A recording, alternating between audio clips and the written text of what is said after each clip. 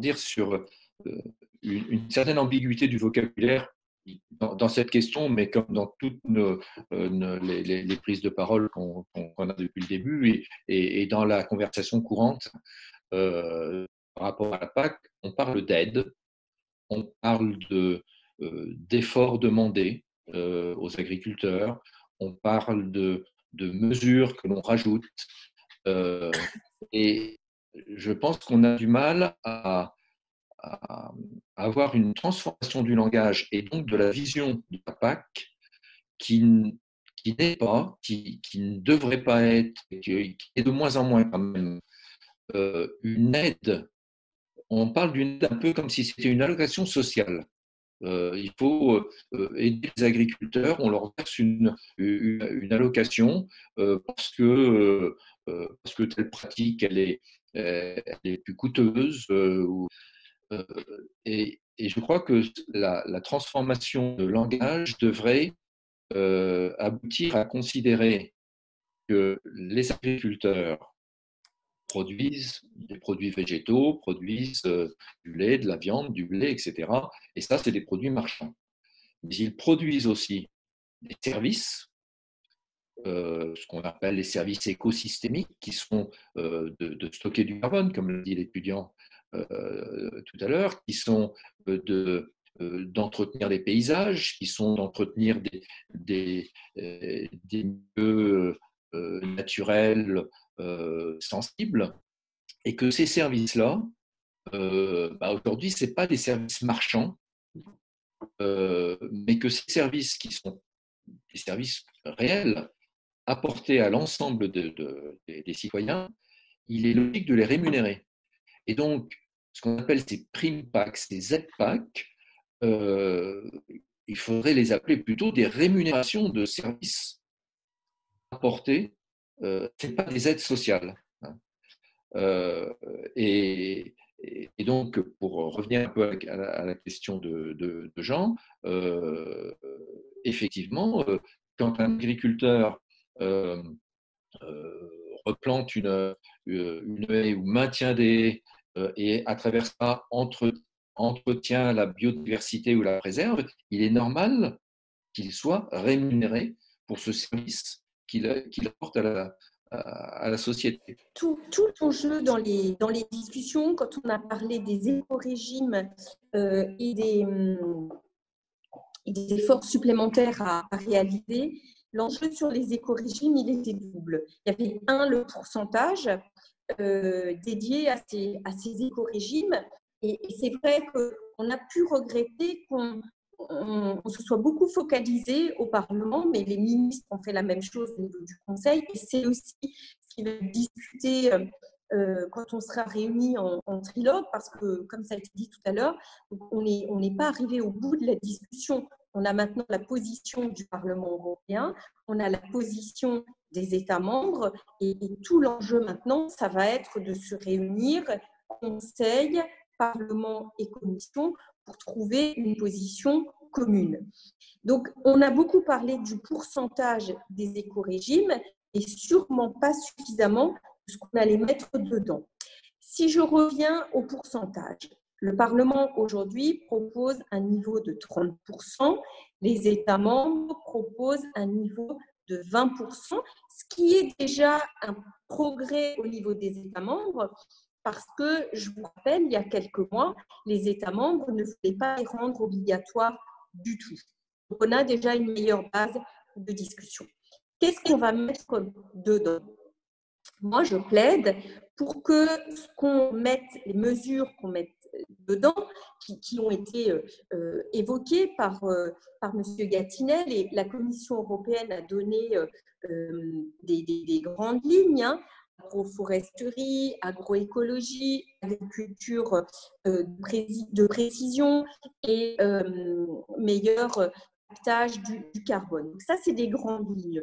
Maintenant, il va falloir arrêter des mesures plus précises. Et moi, j'espère que ces mesures, elles seront au maximum européennes et communes dans l'ensemble des États membres. Parce que le risque, c'est qu'en fonction des pays, eh bien, il y ait des mesures très différentes et que, je dirais, la sévérité pour faire en sorte que ce soit considéré comme une mesure environnementale ou pas ne soit pas la même dans les différents États membres. En France, on a généralement beaucoup plus d'ambition, on est déjà plus loin aussi, donc il ne faudrait pas que les agriculteurs français soient pénalisés par rapport à des agriculteurs d'autres pays européens. Donc, ce n'est pas si facile que ça, parce qu'il faut que ce soit commun au maximum, mais en même temps, il faut laisser un peu de flexibilité parce que l'agriculture, elle est différente dans les différents États membres, même en France, hein, il y a voilà, les régions ne sont pas les mêmes. Et donc, il faut aussi pouvoir reconnaître des pratiques spécifiques à certains territoires. C'est un exercice qui ne va pas être facile, mais qui va être discuté au niveau du Conseil. Ce qui est prévu aujourd'hui, c'est que ce soit la Commission qui donne l'aval aux États membres pour dire si effectivement ce sont des mesures qui rentrent dans le cadre des écorégimes ou non. Mais je pense qu'il y a aussi une vraie responsabilité des pays de la France, par exemple, pour faire en sorte que les agriculteurs puissent répondre aux attentes et puissent aller décrocher ces aides liées aux écorégimes.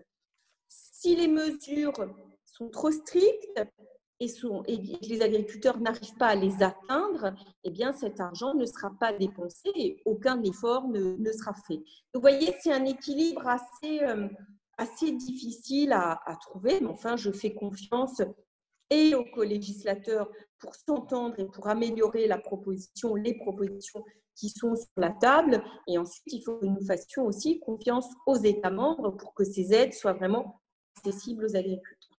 On a l'impression que le verdissement, c'est quelque chose qui vient comme une contrainte supplémentaire infligée aux agriculteurs, comme un risque de baisse de compétitivité. Et j'ai pris le soin de vous expliquer mon aventure agricole avant, justement parce que je savais que ce sujet-là allait venir sur la table, justement pour vous expliquer que moi, la structure que j'ai reprise, qui était une structure qu'on appelle productiviste, qui justement n'était pas dans ces logiques de verdissement, était à bout de souffle, était dans une forme d'impasse à la fois écologique et à la fois économique. Et que c'est justement par des logiques de verdissement, d'agroécologie, de solutions basées sur la nature, que d'une part, j'ai retrouvé une productivité, et ça surprend quand on parle de verdissement, une productivité équivalente à celle de la structure que j'ai repris avant, et surtout une compétitivité, parce que j'ai des coûts de production qui sont plus faibles, qui fait que non seulement j'ai pu combler le passif que je récupérais de mon père, et que j'ai réussi à faire face aux engagements que j'avais avant. Et donc, le verdissement, ce n'est pas une contrainte, c'est un atout, une chance, une opportunité pour les agriculteurs qui sont, y compris pour les agriculteurs qui sont en difficulté économique. Moi, j'aime à dire que quand on est dans le rouge, il faut faire plus vert pour sortir du rouge définitivement. Et en ce qui concerne les aides de la PAC, et là je vais revenir sur les propos de M. Gatinel, sur la subtilité qu'il y a entre des aides, des subventions, où parfois l'agriculteur a cette sensation d'assistanat. Moi, j'entends des collègues agriculteurs qui me parlent, on en a marre, j'allais être plus vulgaire que ça, d'être assisté. Nous, ce qu'on veut, c'est vivre de notre métier, et c'est en ça que les politiques publiques doivent avancer. Et ce que moi je dis, c'est que quand on perçoit des aides, il faut cesser de penser que c'est pour nous contraindre davantage. C'est une forme d'obligation. C'est-à-dire que quand on accepte l'argent public, on doit se sentir obligé d'un contrat sociétal. On doit entendre les attentes sociétales et citoyennes, parce que l'agriculture n'est pas une activité comme les autres. Elle sert à nous nourrir, mais elle impacte la qualité de l'air qu'on respire, elle impacte la qualité de l'eau qu'on boit, elle impacte la qualité de la nourriture qu'on met dans notre assiette. Et donc, c'est à ce titre-là que l'activité agricole est accompagnée. Mais à ce motif-là, on doit entendre ces attentes sociétales et donc se sentir obligé, quand on accepte des aides, d'avancer vers ces attentes sociétales. Et il y a deux solutions pour l'agriculteur. S'il ne veut pas entendre ces attentes sociétales, rien ne l'oblige de recevoir les aides. Parce que ce n'est pas une obligation de travailler avec les aides. Il peut parfaitement dire, moi, ces carabistouilles de verdissement et tout ça, ça ne m'intéresse pas, je refuse les aides. C'est une solution aussi. Mais par contre, ceux qui veulent être accompagnés dans ce geste de production doivent entendre les attentes sociétales. Et c'est ce discours-là, c'est ces propositions-là que nous, on a essayé de défendre dans cette réforme de la PAC. Et ce que nous proposions, c'est justement cette dimension de rémunération. C'est-à-dire qu'en considérant que l'agriculture peut impacter favorablement la biodiversité, peut être la solution à l'atténuation du changement climatique, peut permettre de rendre accessible à tous de la nourriture de très bonne qualité, y compris pour les plus modestes, c'est qu'on rémunère l'agriculteur. Et le mot est important. On rémunère l'agriculteur parce qu'il rend des services dans ces dimensions-là. L'agriculteur qui préserve la biodiversité, on le rémunère. On ne lui donne pas une aide parce qu'il est gentil, on le rémunère parce qu'il agit sur un pan important qui correspond aux attentes sociétales. Le climat, il y a un caractère d'urgence. Tout le monde le reconnaît. Je ne connais plus personne qui dit que le changement climatique, c'est une vue de l'esprit. Et donc, l'agriculture qui occupe 60 à 70% des espaces autour de nous peut jouer un rôle déterminant, fondamental sur l'atténuation du changement climatique. Et on doit accompagner l'agriculteur, le rémunérer parce qu'il agit favorablement en direction du climat. Et donc, ça donne une autre dimension à la politique publique. Ça donne une autre dimension à l'argent public qu'on verse à l'agriculteur. Et ce qu'on doit retenir, et c'est là où je rejoins Anne en revanche, c'est qu'on a une obligation que ces dimensions-là soient communes à tous les États membres de l'Union européenne. Et ce qu'on a en commun à l'échelon de l'Union européenne, c'est que l'air est impacté par les activités agricoles, l'eau est impactée par les activités agricoles, la santé est impactée par les activités agricoles, et que quel que soit l'État membre, on a des politiques publiques curatives qui sont extrêmement coûteuses.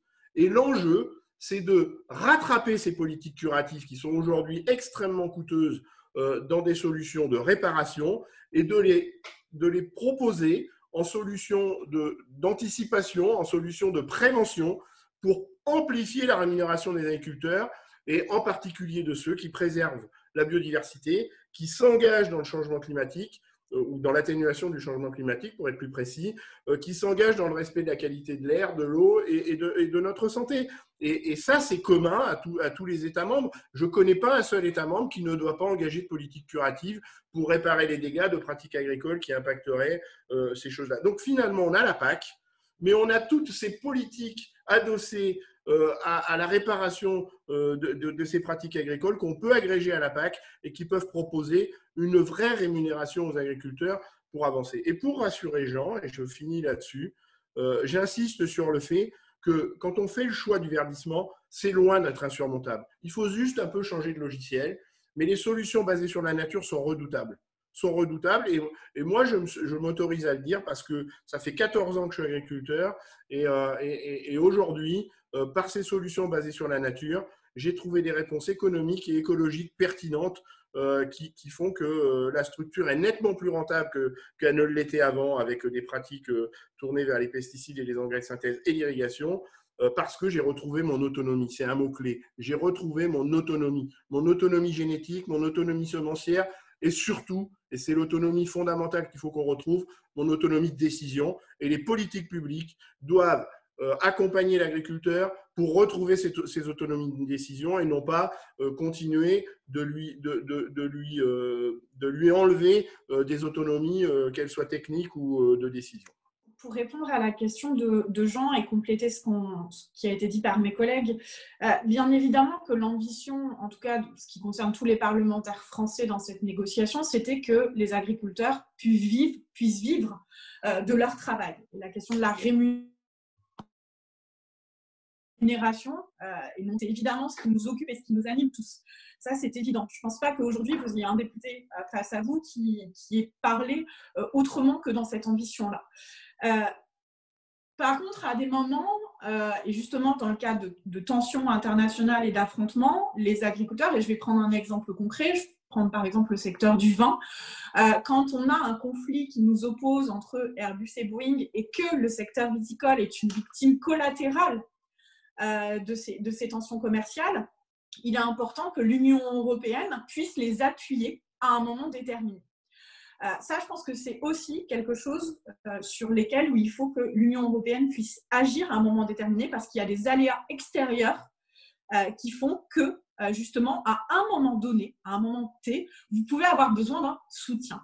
Mais l'enjeu, c'est justement que tous les agriculteurs, dans toutes les filières, dans tous les territoires, puissent vivre de leur travail. Et ça, je pense que c'est l'ambition que partagent tous les députés européens français.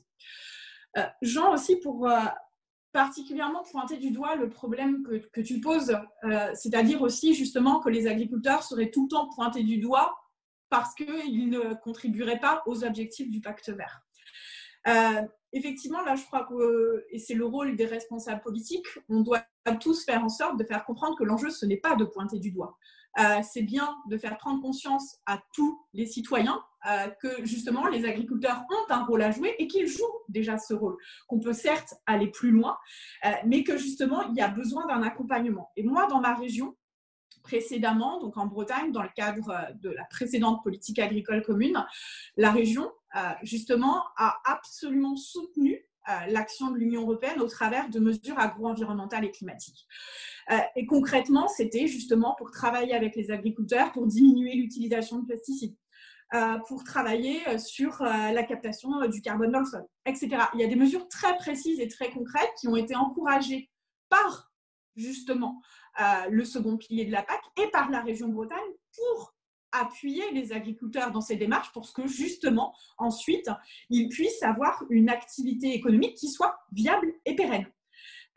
Et ça a été fait par le passé. C'est pour ça que nous aussi, la volonté, et ça sera des négociations par la suite après, c'est qu'il y ait, c'est Anne qui soulevait cette question, le fait qu'il y ait à la fois une ambition européenne partagée, mais qu'il y ait aussi cette subsidiarité à l'enjeu de nos territoires, parce que nous avons une agriculture en France diverse et variée, et il faut que dans chaque territoire, on puisse avancer sur différents sujets. En Bretagne aussi, par exemple, vous le savez, on a été confronté aux problématiques sur la qualité de l'eau, avec les algues vertes aussi, et sur la conformité justement de l'action agricole avec la directive nitrate sur la question des eaux. Et là aussi, il y a eu véritablement une action collective qui a été menée à la fois avec l'État, à la fois avec la région et les agriculteurs pour faire en sorte justement d'avancer sur la question de la qualité de l'eau, parce qu'on le sait bien, ça agit non seulement de manière négative pour les agriculteurs, pour les pêcheurs et pour tout le monde. Ils sont les premières victimes justement de l'utilisation trop abondante, par exemple, des pesticides. Donc il y a une action qui est menée pour soutenir les agriculteurs pour qu'ils puissent véritablement vivre de leur travail. Sur la question de justement comment on arrive à faire en sorte que l'Union européenne, qui a des ambitions de plus en plus élevées, ne fasse pas face à une concurrence déloyale. Alors, c'est tout l'enjeu justement des négociations commerciales et des accords bilatéraux qu'on peut conclure. On voit quand même qu'à l'heure actuelle, la faiblesse de nos nouveaux accords commerciaux, où il faut qu'on avance pour faire en sorte que nos partenaires, quand il y a des engagements en matière justement de lutte contre le réchauffement climatique, soient réellement effectifs et respectés. Donc, dans nos accords commerciaux, on a un chapitre relatif au développement durable, et toute la question qui se pose et qui est maintenant portée par le Parlement européen depuis le renouvellement du mandat, c'est comment rendre ces chapitres du développement durable réellement contraignants et effectifs. Donc là, ça sera des débats qu'on commence à avoir et qu'on va avoir. Il y a des propositions qui ont été faites à la fois par le gouvernement français et le gouvernement néerlandais pour pouvoir avancer sur cette question. Parce que voilà, il y a l'inclusion de ces chapitres, ça a été un premier pas, c'est depuis l'accord avec le Vietnam, ça fait maintenant un peu plus de 2 ans. Mais on voit que ce n'est pas suffisant pour faire en sorte que les États partenaires respectent réellement leurs engagements et qu'on ne fasse pas face à une distorsion de concurrence déloyale.